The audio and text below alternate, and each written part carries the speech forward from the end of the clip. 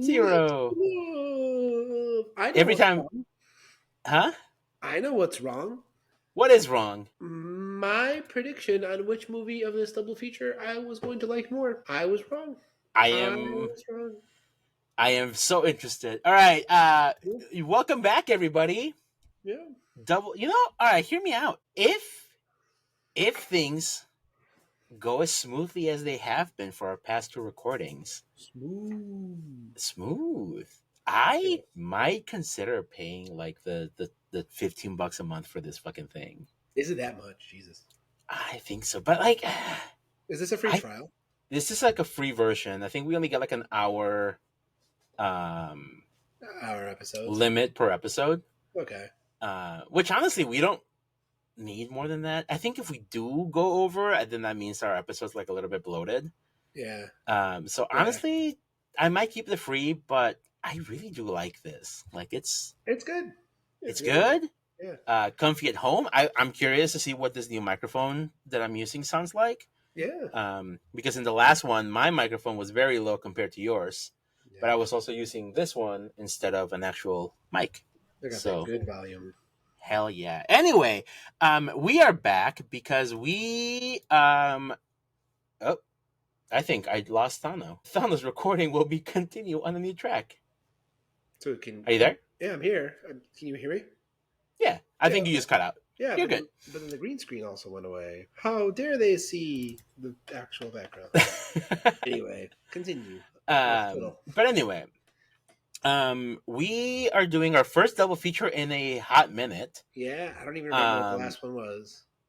The last double feature we may have done was Barbenheimer, I think. Wow. So it's been almost a year and a half. That was I think. probably Barbenheimer was probably the last most optimistic time in the U.S. I think it really went downhill from there. I can't disagree. I think it went downhill from there.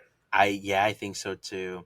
Yeah. But anyway, so the reason for this double feature is because we went to see the movie Presence, Yeah. which is the new movie from Steven Soderbergh, prolific filmmaker. Yes. Has done movies like Magic Mike, Aaron Brockovich. What was the one that he did? Unsane. Wow. What a vast tapestry. He did all the Ocean's 11 movie, right? I think so. That's I think he crazy. did the Ocean's movies. Yeah. So he's got a big, like, he's got like a wide selection of movies, right? Yeah. And I know he does a lot with filming his movies and making his movies in like different unconventional ways. Unsane was a big deal because he shot it entirely using like an iPhone. That was like the big selling point. And it wasn't like the movies that sometimes are advertised Yeah. where they're like, oh, this was filmed on an iPhone. And then you have like an iPhone with like a giant fucking rig behind it. You're like, Yeah. all right, shut the fuck up. No, like he just had like a little GoPro tripod thing and filmed that shit. Wow. So it's like he's pushing boundaries, which is really cool to see. This movie he made was shot entirely from the perspective of like the ghosty goo, right? So that's the first movie that we're watching. I don't think we've ever really seen a movie quite like this. We've had movies where we follow like a ghost that's not necessarily unheard of, like Casper the Friendly Ghost is that. The Sixth Sense. The Sixth Sense. Yeah, right? So like that's not the unheard of part. The unheard of part is that our POV Is the ghost. is the ghost. Yeah. The camera is the ghost. And it's a first-person shooter, whereas the other film is a third-person shooter. Very good. Yes. But still, right? Like you are following. That is your protagonist. Yeah. And so like that's why when we were talking about this movie, I was like, I made that connection, but I didn't realize just how much I wanted to then compare both of these movies. So it's interesting. As we leave the theater, I always listen to what the other critics are saying, and then someone was talking about how it's unfair to compare Presence to In a Violent Nature. Oh, so people are already talking about this? Yes. Fascinating. And I kept that in mind because I knew we had left the parking lot knowing that we wanted to double to Eiffel Tower, this bad boy. Excellent. Hell Um, yes. and then as I was watching In a Violent Nature, I was like, oh, they're totally right, uncomparable. And then I also remember that you liked In a Violent Nature more. You kind of wished Presence was more like In a Violent Nature. Parts of it. Parts of it. I'll clarify. Yes, But parts yes. of it. And as I was watching, I was like, this gore drivel. Of course, Javi would like this better than Wow. Presence. But then I Wow. finished, and you know what? I like In a Violent Nature more than Presence. I don't wish Presents were more like In a Violent Nature with an asterisk, but I think that is the better movie overall. So They are very different. yes, they are very different Yeah. movies, and honestly, the reason why I would like Presence to be a little bit more like In a Violent Nature is not necessarily like the gore or the scary factor. No, I just think there's things that feel like they're missing from Presence. Yeah, I think In a Violent Nature is the deeper movie. Yes, there's more going on Yeah. with a quote unquote less mindful character, Yeah.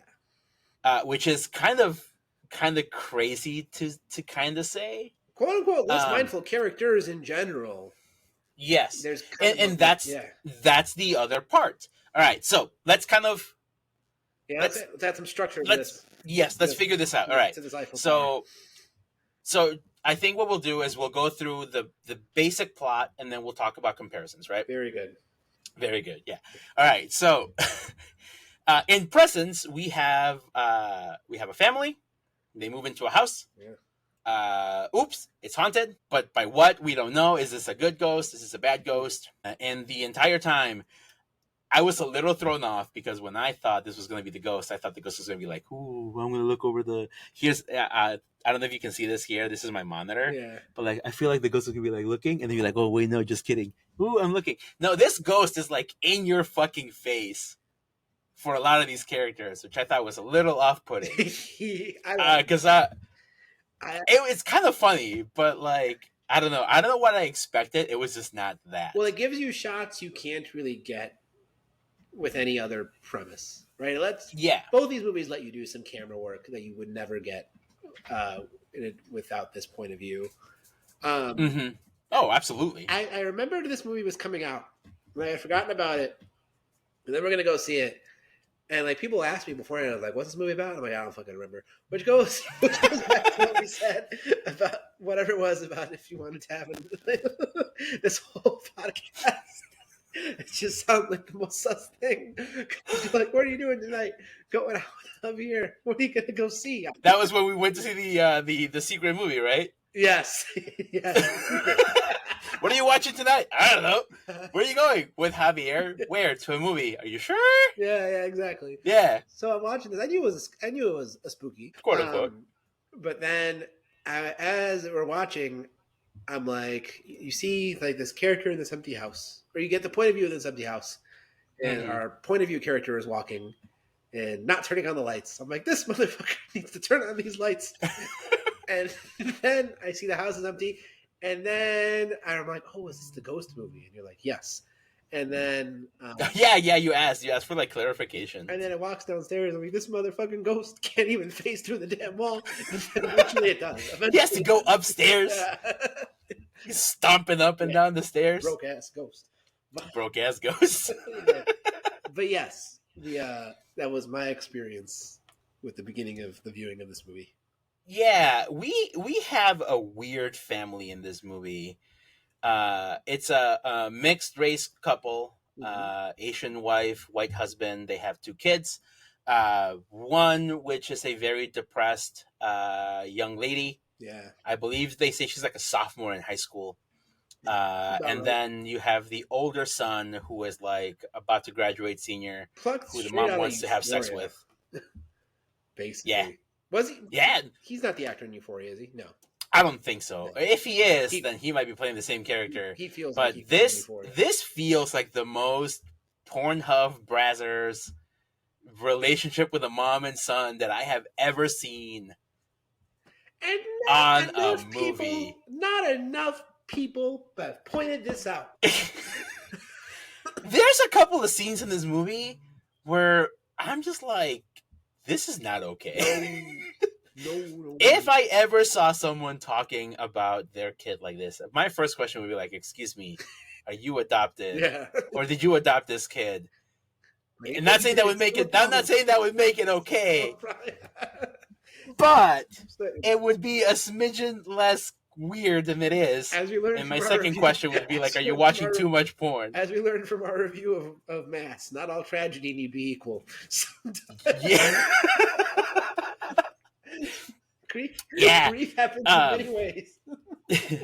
this ghost seems very drawn to the daughter, Yeah, uh, Chloe, and so like this whole time you're kind of like, who is this ghost? What's up with this ghost? What's his like? What's his deal? yeah. Right? What's its deal? Did you think We it was a boy are ghost early on? I'm curious. a boy ghost. Early on, did you think it was a boy ghost?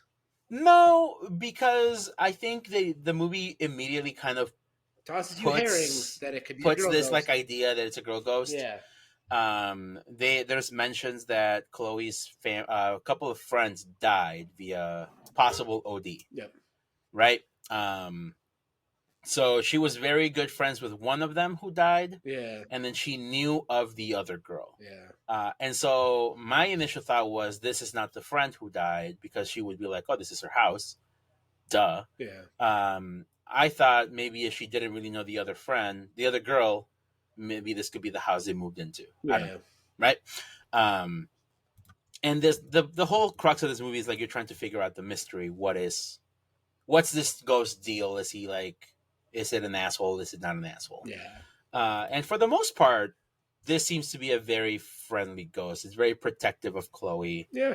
Puts her books We see away. that it puts the books away. By the way, if I ever have a ghost in my house and it's not putting my fucking laundry away, I'm gonna be very upset. Make that ghost pay rent. If you're gonna be living here, the least you could do is fold my fucking laundry, Yeah, man. exactly. Yeah, you're not living here rent free. Um, but that's kind of where both of these movies make it both very easy and very hard to compare, Mm, right? Because as far as like the story goes, we are not privy to a lot of the going ons of like the family, yeah, right? there's a lot of plot points that That we are just see like snippets unresolved. of. We see Yep. like the tail end of a conversation. We see kind of like the fallout of a conversation that may have happened in another room, or Yeah. people coming into the house. Where in a traditional movie, we would see that conversation happen, Yes. and then they would get home, and then the ghost would just do whatever spooky ghost shit, right? Or see resolution to a problem. Yeah. Yeah. We don't see a lot of that, and I will say this is where I think Presence falls short for me, Mm, because I feel like, yes, we do get a little bit of this, right? We have this plot point of the son is going to be a swimmer, I think, yep. or some sort of sports, whatever the fuck it is. At he wants to go to college. He's in like the varsity team or whatever. But then there's also this side plot where like the mom is into some sketchy shit. Yeah. With your job, we This don't know is exactly causing what. tension. Yeah, the husband wants to divorce, which we do see a little bit of that. Yeah. But we never really know what the true relationship problem is here. Is Correct. he doing this out of like a necessity, or is this like he wants out? Yeah. What, right? Yeah. Which is fine, because I can't dock it too much, because I will talk about this in the Violent Nature too. But as far as like the main plot goes, we are really just following this ghost as he like deals with the events going on, Correct. And right? as another reviewer has brought up, the family realizes there's a ghost pretty early on, Very early on. which I like. It's a short movie. Too short, I This would is a say. very, very short movie. I don't think it's like even an hour and 20 Yeah, minutes. this movie could have used another 10 minutes, another 15 maybe. Yeah, Yeah. I could see that. I could see that. But then that's kind of my problem with this. It feels underdeveloped. Mm, There's a lot of things that I feel are missing. I know we're supposed to imply a lot of the relationships because of the fact that we're not seeing a lot of what's going on. yeah. But I feel like there's also like a lot of droning shots that really just kind of lead nowhere. I I can see the argument for underdeveloped. I think my chiefest gripe with a movie that I still really like. Um, I think my chiefest gripe though is less so about development and more so about direction. Like Okay. there are certain plot points that they went a couple that you and I already talked about one of the big ones, but there's certain plot points that just went in a certain direction that I was like, I just would have done this differently. Yeah, yeah. One of the ones that kind of like gets to me a lot is like the relationship between like the family members. We talked about the big one, Yep. right? But we never really see a lot of the other interactions, especially for a movie that is all set in one location, and especially a location where you would assume you would see a lot of the same people. Yeah. Like in a Violent Nature, you're in a giant fucking forest. That you can understand why things get lost in the shuffle. Yes. So that I think is why I excuse a lot of the like the more meandery parts of that movie. Whereas in this one, like this ghost is here. This ghost is here in this house. Now, granted, I think maybe part of the commentary is that the family is like, not all home together often. I think that's done intentionally. I think there's Hmm. some timey wimey wibbly wobbly stuff that's happening with the ghost that also could inform what snippets we are and we are not getting. Um, Yeah. but I think like one of one of my frustrations now in terms of underdeveloped characters, or maybe not underdeveloped, but I guess characters I just want more of, is this son is such a piece of shit. Dude, he fucking sucks. Like, given the twist that happens in this movie, I kind of wanted some more scenes of him maybe not being a total piece of shit. But Yeah, and it does it conflicts a yeah, bit with itself yeah, because moving ahead, spoiler alert for presence, I guess yeah, now. We find out that a the girls who OD did not actually OD. yeah. They were murdered by Tyler is the brother's name. I'm getting His piece of shit friend. more mad about this actually as the more we talk about it. um, in the attempt to save his sister after being woken up by the presence, Yeah, Tyler runs up the stairs. He's like all groggy because he has been also he's been Bill Cosby'd. he's been Bill Cosby, Yeah, and he like shoves Ryan out a window, and they yeah, both fall and die. Right? It's revealed that the ghost in the movie the entire time has been Ryan, yes. or sorry, Tyler, Tyler, the Tyler, son. Yeah, Tyler, the son, the brother, yeah, who the entire movie has been a just raging piece of shit to his sister, yeah. And right? to his dad, and To his dad, giving the uh, fuck me eyes to mom. So like, giving the fuck me ass to the mom. strike That three, strike three. strike four, motherfucker, is that conversation that they're having on the couch where he's like, Yeah, "Hey, I've we bullied this basically bitch. we basically bullied this girl and passed revenge porn," Yeah, and the mom's like, "Oh, you're so silly. yes. Boys are so silly," and you're like, "Excuse me," and rightfully. The sister and the dad are like, what is fucking wrong with the two of you? But that even the dad, I think the dad actually. The dad's too passive. A lot of people loved the dad, and I like the dad, but the dad I think gets off a little too scot free in the public He opinion. does. He's the He Viserys does. Targaryen. He's the Viserys Targaryen of this movie. He Yeah. does. And I think what helps kind of I think give a lot of people that excuse for him is the fact that Because that parents don't hit their kids anymore. he is the only one that genuinely feels that he cares about Chloe Yeah. and that he really would do whatever he can for her. Yeah. He makes the effort. He offers her food. He seems to want to talk with her, and she is very reserved. Yep. Granted, she did lose friends, so she's already in that Yeah. space where she's probably almost certainly depressed. Well, even early on, he's like, "Are we sure this move's a good idea?" Like for Chloe, she just lost her friend. Yeah. Yeah. So that's kind of why I think that dad gets a big pass from a lot of people Yeah. because he's the only one that stands up for her. Yeah. During that dinner scene where they all like Pile drive they're on Chloe. he's the only one who's not Yeah. right. Tyler's being a piece of shit, and like just kind of basically telling her like, yeah, her fucking friends are junkies and they got what they deserve, Yeah. basically. Yeah. And he's just being the biggest It's dick. gonna ruin my high school swimming career. Yeah, Yeah.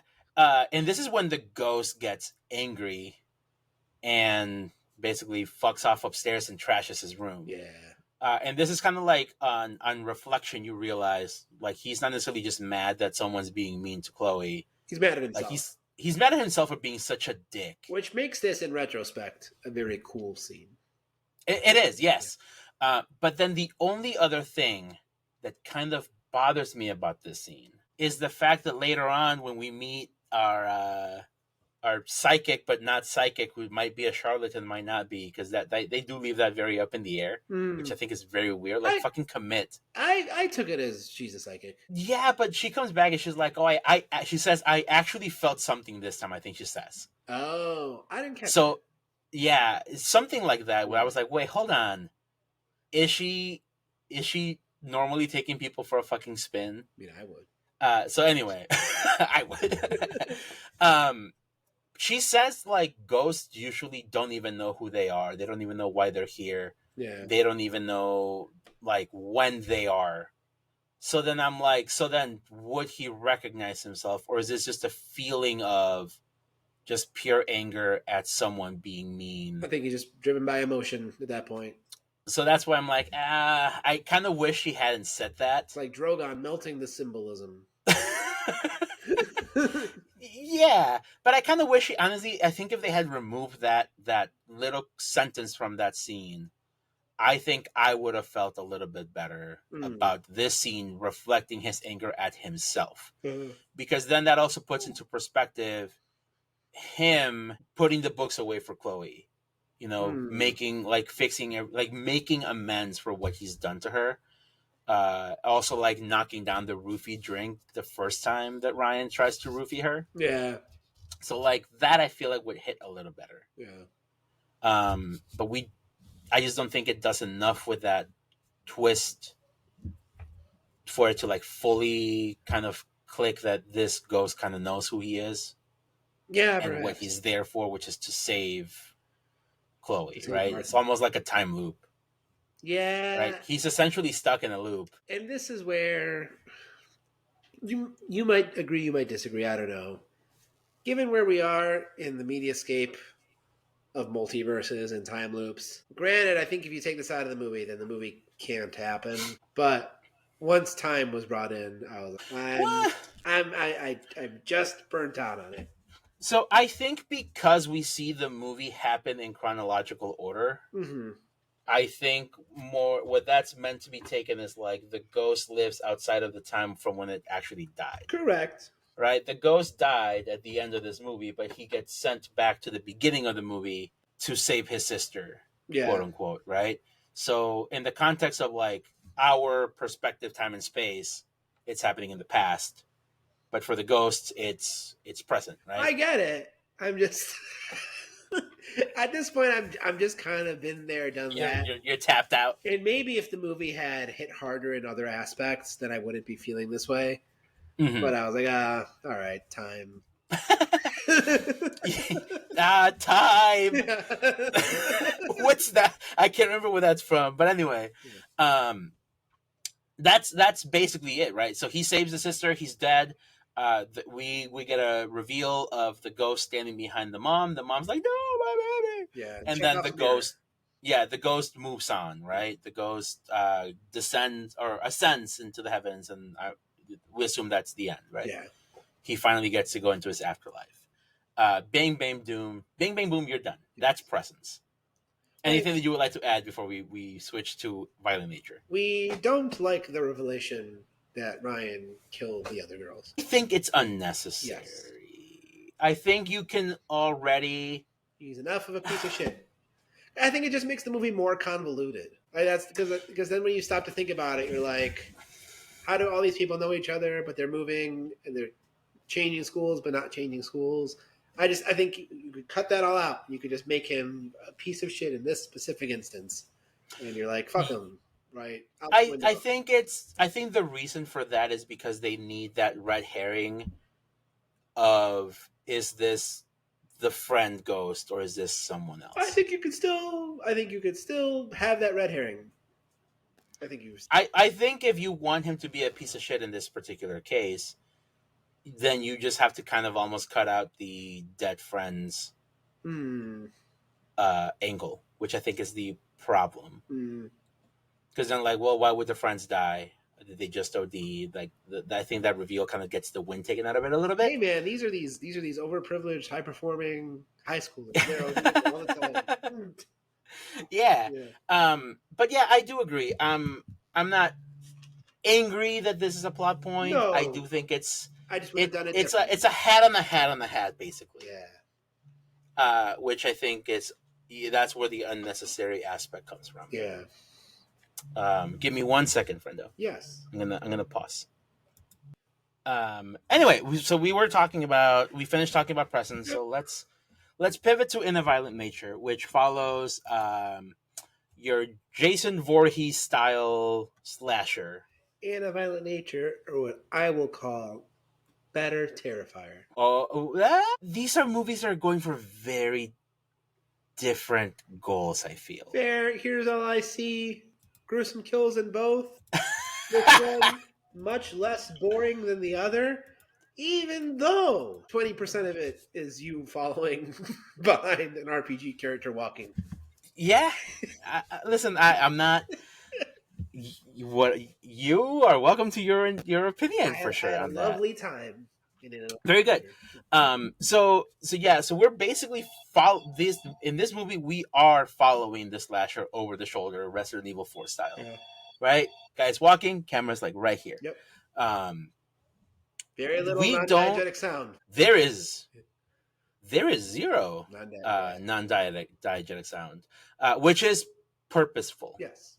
The director has been quoted saying that like he specifically did this because he did not want the score or any sort of score from the movie to influence how you feel watching the movie. Yeah. Which Presence does that. Presence has a score going along with the music, Yeah. with the visual, right? Um, but it is an extremely basic movie. You are following this guy who has woken up from a slumber because someone stole a locket. This is basically an alternate split off from like again Cabin in the Woods, where like they pick whatever was going to kill them, Yeah. and they pick up this locket. We don't know who the people are. Nope. Just people are talking, and they go, "Hey, look, this looks kind of cool." Just They pick it millennials up. camping. Yeah, just yeah, a bunch of Canadian youths Yeah. going on about their daily life, right?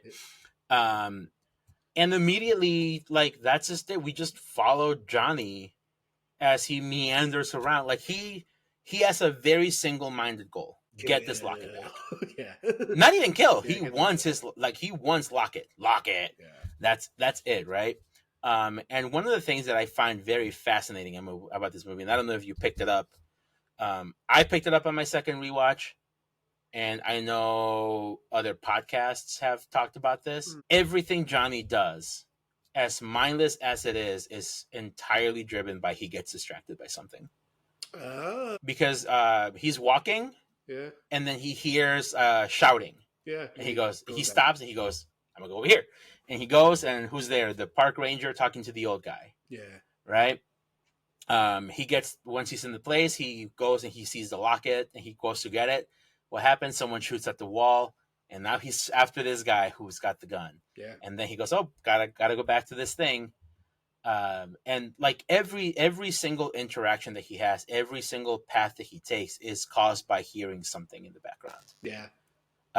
Which again kind of goes along with that whole having no score, right? All he hears are the footsteps, just clonk, clonk, clonk, and then he hears. I think people are like shooting little guns, and that's where he goes to the campground. He hears.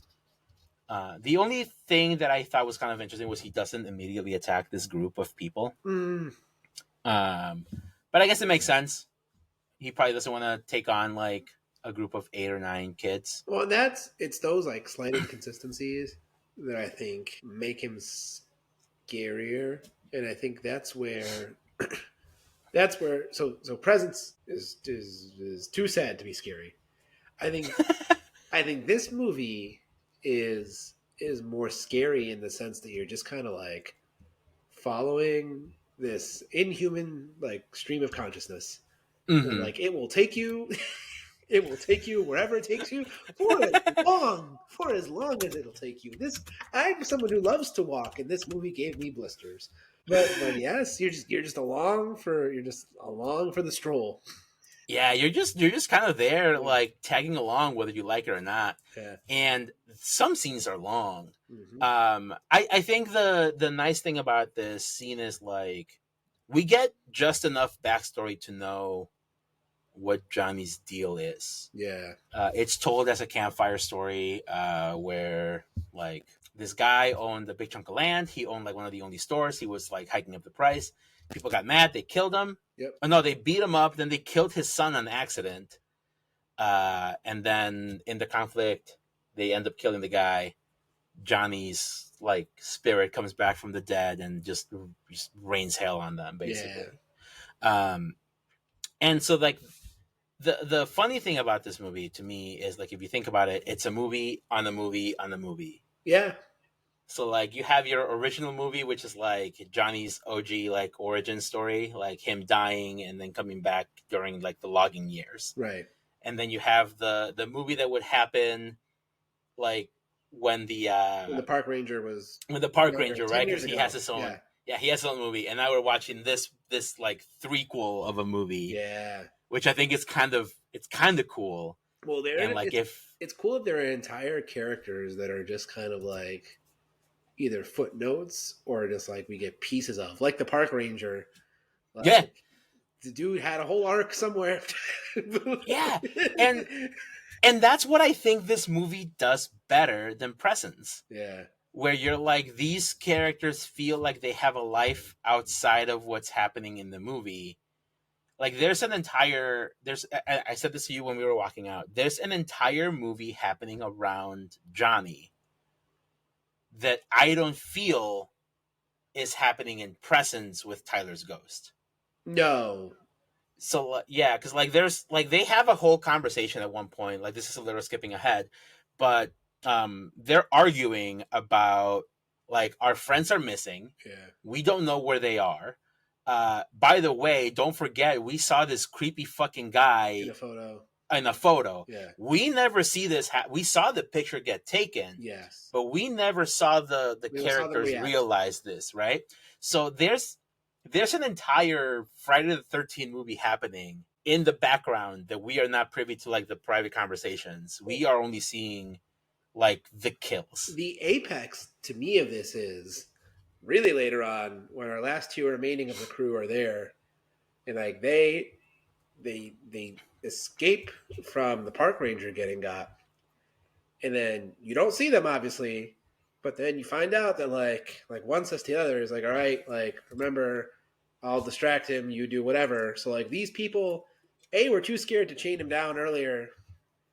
Now somewhere like gathered the courage and strength to like try to like hunt this guy Try down to do this, yeah, and survive, and they did a whole plot, and we just don't see it. yeah. Like we just see the remnants, which to me is so interesting. Like on paper, this movie should not work. Mm-hmm. On paper, I would say like Presence is the fuller movie, but there's something about this that just executes it better. I think this, and somebody brought this up. I can't remember. They say like this movie feels like a movie that was made by someone who really loves slashers. Yeah, Like they understand what makes a slasher work. So then, with that in mind, they are able to then create this movie on the outskirts of like a traditional slasher movie, yeah. which I think is so cool. Speaking about like all those things, like another thing that I found kind of cool is like the way that characters interact feels very much like your 80s characters. Well, because Like they are definitely throwbacks. those movies are very much about punishing punishing the protagonists for their vices, right? Mm-hmm. And they're all like none of them are like detestable, but they're all like they're all a little rough around the edges. They're all A little bit, scruffy and looking. And I think that's also part of this movie, right? Like because we don't see those interactions happen, Yeah, we never really feel like these guys necessarily always deserve what's happening. but we can fill in a lot of gaps Yeah. because we're familiar with like the genre and tropes and everything. Yeah. Yeah, Exactly. Like we have like the douchey friend who like knows the scary story, but he's kind of an asshole, yeah. right? The, So like that, all that makes sense. I feel sad for my lesbians. Oh, all right. So yeah, so we have some gnarly fucking kills in this movie. Yeah, Um, yeah. one of them I think is an all timer. Yoga. The saw through the mouth. I think is really cool, but I think it's also very reminiscent of Wrong Turn. I think it's almost like an homage to that movie, honestly. Where a girl gets axed right through the mouth openings, Yeah. and so that's very similar. We have these two lesbians who, you know, we love our movie lesbians here in the Cine-Scoots podcast. Everybody In this house, we support the L's. in And this the D's and the B's and the T's. everybody else, but mainly lesbians. Yeah. Yes, they hold a special place in our heart. Yeah. We have, I think it's Bree, it's Aurora, and I think I took her name off. It's like Bailey or something like that. But anyway, girl is swimming, and then the other girl, Aurora, she's the yoga girl. Yeah. She says, "Well, after you're done with your swim, why don't you come over here and help stretch me out?" Mm-hmm. Which comes back some foreshadowing. Yeah. A home dog Johnny drowns the swimming girl. Yeah. In all this is in a single shot. By the way. That's one thing that I think is also very fascinating about this movie, because we are always following Johnny. Yep. A lot of these shots are extremely long. They are. Which to me also lets me excuse a little bit of the woodenish acting. Which, how dare you complain about Lord of the Rings, a movie that's all too much walking, and then Motherfucker, this movie is like 90 minutes. And then we watch all of this walking. This movie's 90 minutes. 45 of which are walking. Anyway. This is what the video format allows us to do. They allow all the they pointing. My wag. All the pointing, wag, wag, wag. Anyway, Johnny follows the path because it's the only path he's got. Yeah, it is. And he goes to this cliff where this girl is doing yoga. And dude, the way he kills this girl, it's something else. I fucking love it. He like stabs her through the back, spins her around, whacks her in the head with a hook, take that, spins her around. He like starts putting it. I love that he like puts his foot on the butt and like is yanking on this thing. Yeah. And stretching her out. I don't think I've ever seen someone get pretzeled quite like this. I've never seen it. Listen, I commend a lot of the stuff that they've done in Terrifier, but that's a lot of like exaggerated on things we've seen before. Yeah. I've seen people get flayed. I've seen people get decapitated, but I have never seen this before. Well, I think where this movie succeeds, where Terrifier doesn't for me, is it like the kills are very gruesome, like overly so. But like this movie does balance them out with the walking and then the snippets of story. Whereas so far the first two Terrifiers, especially the first Terrifier for me, I'm like, all right, fucking again. Like, come on, Art, move it along. Yeah, not this. No, and also I think the format of this movie having essentially nothing happen for stretches of time, then allows for like the exclamation point that's happening in these scenes to like hit. Yeah. Right? When you see some bit of story happening, you're like, "Oh, I'm gonna grasp on that." Yeah. When you see like some insane violence happen, you're like, "Oh, I'm gonna grasp onto that," because like it's a release from like quote unquote boredom, but not really, because like it's very relaxing. And very also, ASMR. And because everything he does is based on distraction, you also never know when you never know when shit is about to go down. Yeah. And there are scenes where it does cut, and it's like you can tell from the sound of like the fauna, the nature, and just from what you can see that it's been 90 minutes to 2 hours of him just walking. It's been some time. Yeah. It's been a minute. Yeah. Right? So that scene happens. He walks for a long time. He goes. I love that he drops his axe, goes through the water, kills this lady, and then he walks all the way around back Yeah. to grab his axe again, and he's back on his trail. Yeah. He is a single-minded individual. They do have this scene where like they have this little toy car on the keys. And it that distracts him from these noises that he's hearing. And like it shows, we see a good look of his face. He looks fucking disgusting.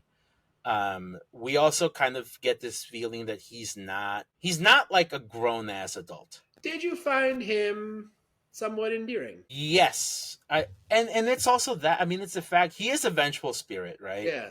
Like the synopsis calls him that. But his story is tragic. His story is tragic, even though Right? he started the shit though. I mean, like the town. No, he was a kid. That's what Johnny is the kid. Johnny is the son of the businessman who gets killed on accident. Okay.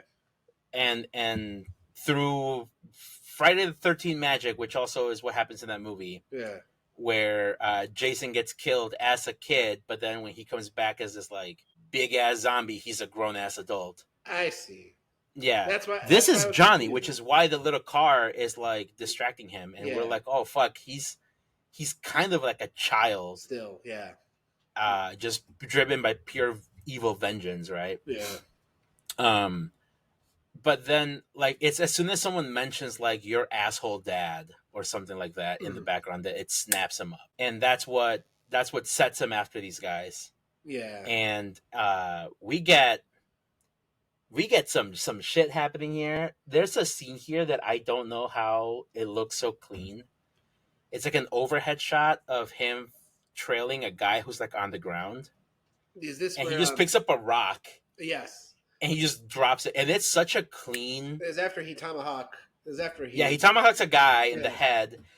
He drops another guy who's like crawling. He grabs a rock and like smashes him. Yeah, and I'm like, just splats. It's all in one take, and I'm like, I can't see a cut here. Yeah, this is like, it's so well shot. It's so effectively done. We said this at the top half of the hour, but like, you do get some amazing shots in these two movies that you can only get because of the point of view.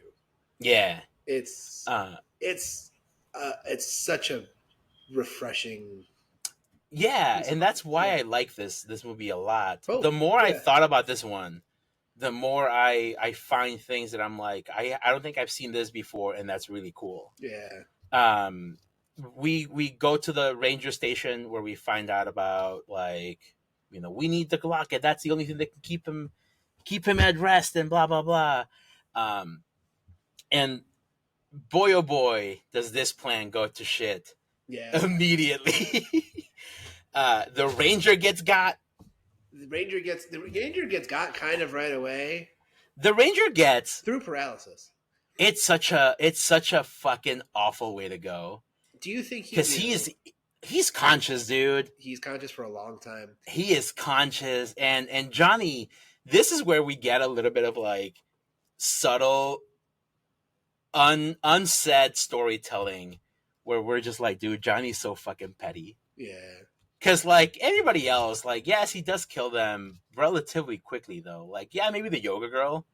Right. But, like, he takes his time with this dude. Well, because this is where you find out movie number 2 happened. Yeah. Because he's like, you killed my friends 10 years ago, you piece of shit. And Johnny's like, I put you in the ground before, and I'll do it again. I'll do it again. And Johnny's like, we'll see about that. And, man, dude, that lock splitter, it's not as bad as the yoga kill, as far as like, no, but it's the waiting. Worse. It's a psychological aspect of it, because this guy has nowhere to go. It's the fact that he's paralyzed. He's being dragged. B. You saw it happen with the log, then the arm. And it's the funny thing. I love thinking of Johnny be like, this is really what happened to you, motherfucker. And there's also a part of me that goes, do you think Johnny wanted to do all 4 limbs? And then he goes, fuck, this is too slow. I wonder because he that. only does the arm, and he's like, shit, let's Yeah. do the head. Um, Well, that's where okay. This is gonna get dark, but like we liked some Dexter, and like in Dexter, you see some beautiful ornate tableaus, and then when you learn about how actual serial killers did it, it's nowhere near as like fun. no, like there's some ritual to it, but they're like, and Hmm. they cut off an arm, and like Oh, I see. where's Where's the showmanship? where's the showmanship, right? But no, Yeah.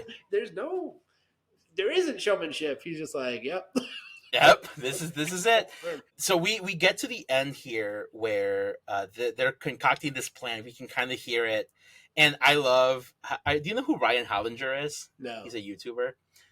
He made a video on this, and he goes, "I love thinking about this scene as like Johnny's like I hear people, but I don't know where they are." Yeah. And then this guy sneaks up behind him, yells, and Johnny goes, "Fuck!" Yeah. and just starts to beat the shit out of him. Keeps going. And I think the fact that it goes on forever, Yeah. I think it kind of jives with me that theory that he is like startled by this. Well, because the guy's like the guy's last words to the girl was like, "All right, I'll distract him," Yeah. and he does. And he boy oh boy does he. Yeah. Like 90 times just wailing on this dude. And the girl books it and leaves the necklace. And this is what's And so this cool. Oh, go ahead. Yeah. Oh, well, go ahead, because I think you might have the same thought that I do. Well, this is where our protagonist in the movie shifts. Like, Yes. Yeah.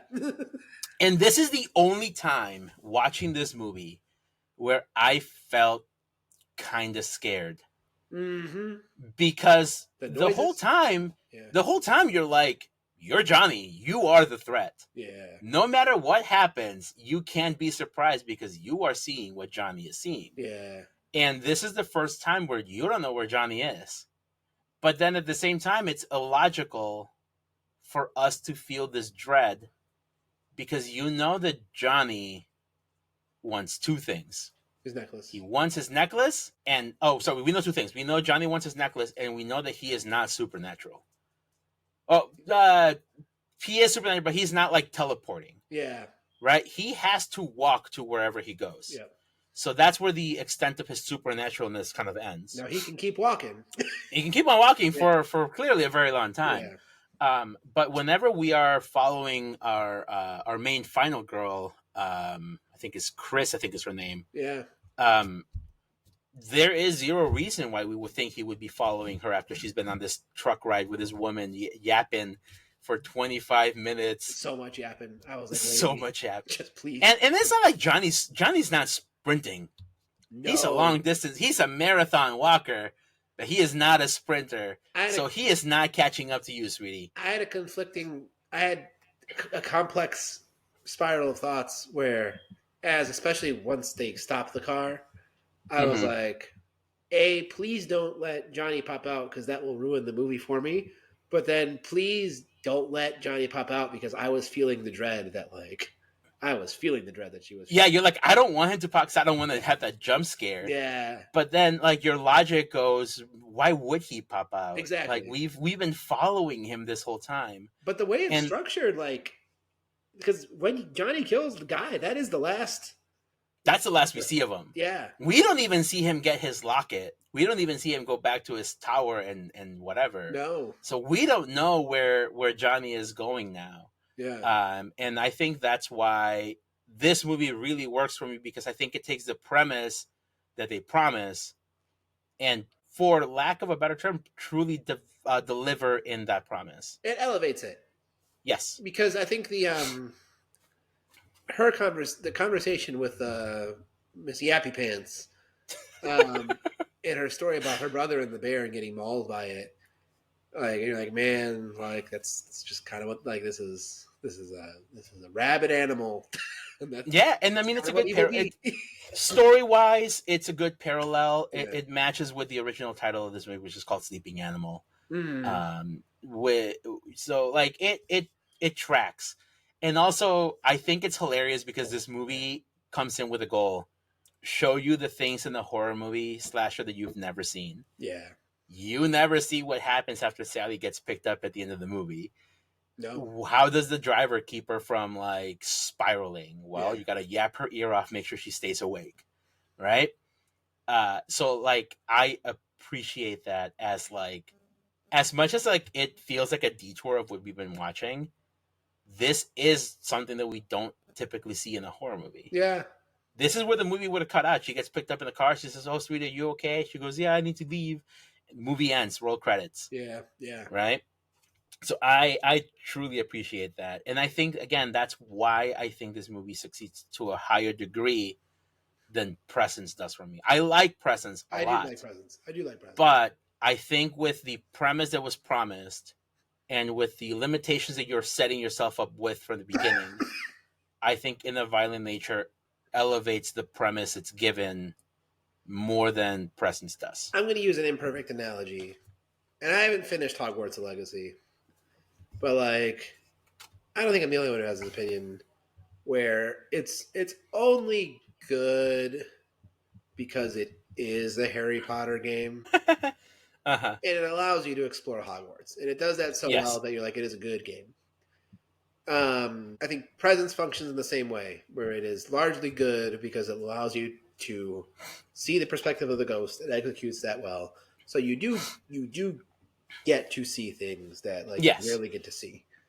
Whereas I think In a Violent Nature is more akin to, I don't know, like a Breath of the Wild or another RPG that has the unique premise, but then also delivers on the meat of the Mm-hmm. storytelling Yeah, struggle. So for sure. yeah, You know, I'm really glad this turned into a double feature yeah, me too. because I was like last year when I saw this movie, I was like, how the fuck am I gonna make Thana watch this movie? Like after not being able to watch this on like when it came out in theaters, like Yeah, going back and like watching something on top of like busy schedules is already hard enough. correct.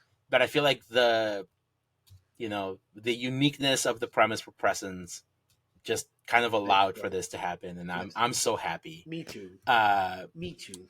on that note, friendo, we are down to our time here. Any final thoughts before we wrap up? Oh, by the way, here's my final before. Fuck the audiences, dude.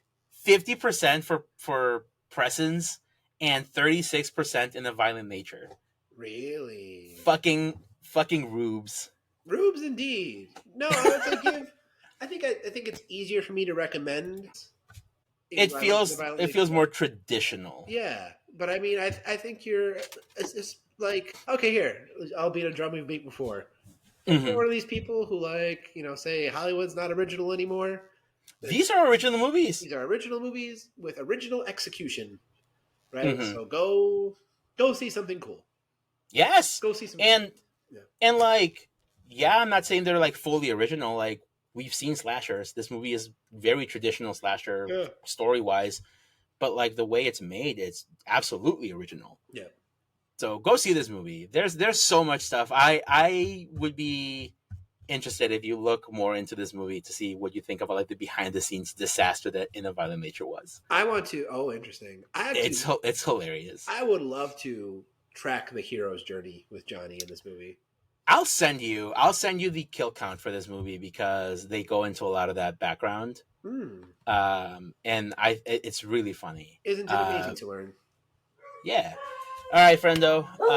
Thank you so much for joining me on this. Thanks everybody for listening. Yeah. This has been our latest movie, not our movies we wreck, Yes. but we will be back very soon.